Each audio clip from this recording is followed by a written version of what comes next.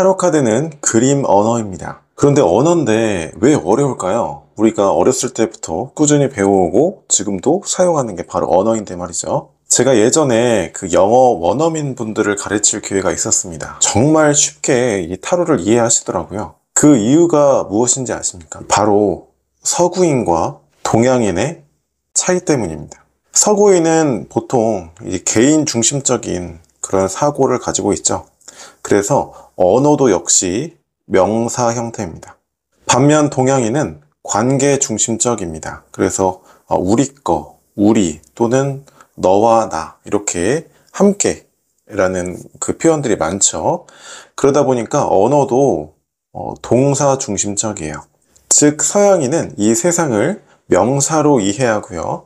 동양인은 동사로 세상을 봅니다. 따라서 특히 여러분이 흔히 알고 있는 그 키워드처럼 단어 형태로 어떤 예시들을 외우게 되면요. 자연스럽게 해석이 안 되고 뚝뚝 끊기게 말이 나올 수밖에 없습니다. 그래서 카드를 공부할 때는 문장 형태, 즉 동사 형태로 이해를 해야 돼요. 여황제 카드인데 편안한 옷차림을 하고 있어요. 그래서 보통 인부복이다 이렇게 표현하시는 분들도 많은데 편안해 보이고 또 표정도 여유로워 보입니다. 그 이유는 뭘까요? 바로 이 앞에 풍성한 곡식들, 들녘이 펼쳐져 있죠. 즉 풍요로운 결과물 또는 상황, 이것이 주어져 있기 때문에 그렇다는 걸 알 수가 있는 거죠. 이렇게 풍요로운 결과나 상황이 주어질 수 있다는 건 이 인물이 그만큼 가치가 있는 존재라든지 아니면 그만큼 조건적으로 매력적인 인물이라는 걸 뜻하기도 합니다. 그런데 동시에 또 생각해 볼 수 있는 게 있어요. 이렇게 풍요로운 결과가 주어졌기 때문에 여유로울 수 있다는 거는 동시에 그 상황에 의존적이라는 얘기거든요. 이런 것까지 알 수가 있습니다. 지금까지 우리가 이해한 것을 바탕으로 한 문장으로 정리하면 뭐가 될까요? 바로 이 주어진 것을 누리고 동시에 기대고 있는 상황이다. 이렇게 얘기를 할 수가 있습니다. 그 다음 칸은 소드 4번인데 이 전쟁 중에 전사한 인물의 관이 그려져 있습니다. 이 전쟁 중에 전사를 했다는 것은 그 전쟁이라는 전체적인 상황의 기준에 놓고 보면 아직 멈춘 게 아니죠. 갈등이 사라진 게 아닙니다. 즉 잠시 소강 상태에 이르고 있다든지 아니면 잠시 문제에서 벗어나서 쉬고 있는 상태 이렇게 볼 수가 있겠죠. 그렇기 때문에 쉬면서도 불편함을 느낄 수밖에 없는 상황입니다. 자, 우리가 이해한 이것들을 바탕으로 문장으로 바꾸면 어떻게 될까요? 잠시 쉬고 있는 상태인데 그렇기 때문에 마음이 불편한 그런 상황이다. 이렇게 정리를 해볼 수가 있겠죠. 그 다음 카드는 여왕인데 여왕은 코트 카드이고 어떠한 인물의 모습을 나타내죠. 그러니까 어떤 모습이 나온 거예요. 그러니까 여왕 같은 모습이라는 건 무슨 얘기냐면 자신보다는 상황이 더 중요하다든지 아니면 타인이 더 중요하다든지 나보다는 무엇이 더 중요한 이타적인 성향을 가진 인물들이 여왕입니다. 그런데 완드 여왕이죠. 일이나 행동의 측면에서 그렇다는 거예요. 그렇기 때문에 일적으로 보면 자신이 할당받은 일이라든지 자신이 할 수 있는 걸 넘어서서 더 무엇이든 열심히 하는 모습이 되기도 하고요. 동시에 에너지 소모가 과다할 수도 있는 게 완드 여왕이에요. 그렇기 때문에 객관적인 상황으로 보면은 당연히 일적인 측면에서는 성공적으로 일을 성취할 가능성이 굉장히 높겠죠. 하지만 또 인간관계에서는 오지랖으로 비춰줄 수 있는 것이 이제 완드 여왕이라는 모습이에요. 근데 또 긍정적으로 본다면 나를 굳이 나서서 도와주는 거잖아요. 그래서 도와주는 어떤 인물로 보기도 합니다. 자, 지금까지 이해한 것들을 바탕으로 한 문장으로 정리하면 어떻게 될까요?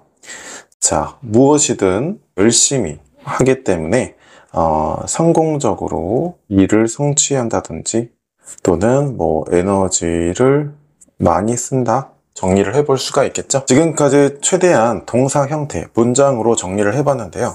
이 문장들을 이어서 스토리텔링 하면 어떻게 돼요? 주어진 것을 누리고 기대는 상황이에요. 그러다 보니 잠시 쉬고 있는 와중에도 그쵸? 마음이 불편해요. 그래서 무엇이든 열심히 자기가 하고자 하는 분야에서 열심히 노력하고요. 그 결과 일도 성취할 수 있고 또 에너지도 투입하게 돼요. 이런 식의 스토리텔링이 만들어질 수 있겠죠. 그러면 여기에 실전 질문을 적용해 보도록 하겠습니다. 자, 피트니스 센터 새롭게 헬스장을 개업했는데 앞으로 잘 될까요? 라고 물어봤다고 해볼게요. 자, 초반에 어때요? 이 헬스장의 조건이라든지 시설이라든지 그런 부분이 되게 훌륭한가 봐요. 그래서 결과물이 주어졌습니다. 그런데 그 이후에 초반에 비해서는 성과가 크지 않은 기간이 시작되었나 봐요. 그러다 보니까 앞으로 초반에 그 결과를 꾸준히 이어갈 수 있을까 마음이 불편합니다. 그래서 그 이후에는 조금 더 능동적으로 나서죠. 회원 유치를 위해서 홍보도 열심히 할 거고요. 또 건강 상품 개발이라든지 여러 부분에 걸쳐서 많은 것들을 노력할 거고요. 에너지도 쓰고요. 그래서 초반과는 좀 다른 양상으로 좀 성공적인 결과를 얻을 수 있을 겁니다. 이런 식으로 해석을 할 수 있겠죠. 자, 그럼 상담이라면 멘트를 이렇게 할 것 같아요. 피트니스 센터가 워낙 괜찮은 시설과 워낙 조건이 훌륭하다 보니까 초반에 성과가 괜찮았을 것 같아요. 그런데 그게 내가 노력해서 얻었다기보다는 그냥 조건적으로 결과물이 주어졌다고 생각하니까 앞으로도 그 결과를 꾸준히 이어갈 수 있을까 마음이 불편하실 것 같습니다. 그런데 불안하실 거 없어요. 앞으로는 조금 더 능동적으로 나서실 거고 여러 부문에서 노력하는 거 족족 성공적인 일을 성취하실 거기 때문에 그만큼 바빠지시겠지만 또 회원 유치라든지 또 큰 결과물을 성공적으로 얻으실 수 있을 겁니다. 이렇게 이야기를 해볼 수가 있겠죠. 서구인과 다르게 동양인은 관계 중심적인 사고를 하기 때문에 명사보다는 동사, 문장 형태로 상황을 이해하는 경향이 있습니다. 그래서 이 카드는 뭐뭐뭐뭐뭐다, 이 카드는 뭐뭐뭐뭐뭐다 이런 식으로 외워서 카드를 공부하게 되면 당연히 해석이 뚝뚝 끊길 수밖에 없고 해석도 안 되고요. 가까스로 해석을 했다 한들 내가 어떻게 그 해석을 했는지 나조차도 이해가 안 되는 상황이 펼쳐질 수밖에 없습니다. 그래서 카드를 공부하실 때는 동사 형태로 최대한 문장 형태로 이해하시는 것이 중요해요.